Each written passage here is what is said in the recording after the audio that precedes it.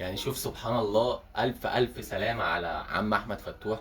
الراجل ساب معسكر نادي الزمالك، قال لهم معلش انا عمي تعبان، فعشان كده انا مضطر ان انا اسيب المعسكر وان انا امشي. شوف سبحان الله، يلاقي كمية الناس الرهيبة وصحفيين وناس بتحتفل وحفلة لصابر الرباعي وقصة كبيرة أوي. مين معاه كمان؟ كان إمام عاشور رايحين يزوروا عمه، كانوا عاملين له حفله على الضيق كده، يلا يا عم يلا يا عم الف سلامه الف سلامه. راح ايه، لقى نفسه عاملين له حفله، فطبعا الراجل اتكسف هيعمل ايه، ولابس قميص وفاتحه وسلسله وبتاع.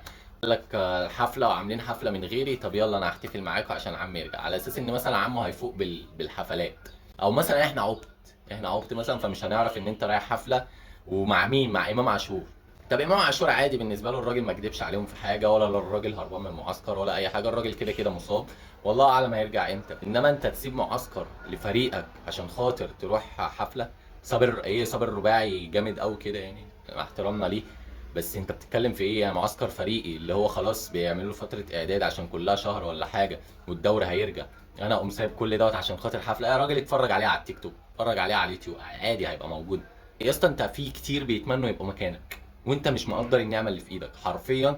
شباب كتير اصغر منك وفي سنك ويمكن اكبر منك نفسهم في اللي انت فيه، بس انت مش حاسس بالنعمه اللي في ايدك. لما هتروح منك هتعرف انت كنت من كام شهر بالظبط، يعني اقل من سنه، انت كان ممكن تبقى في حته تانية خالص بسبب الحادثه اللي انت عملتها، بس ربنا اداك فرصه.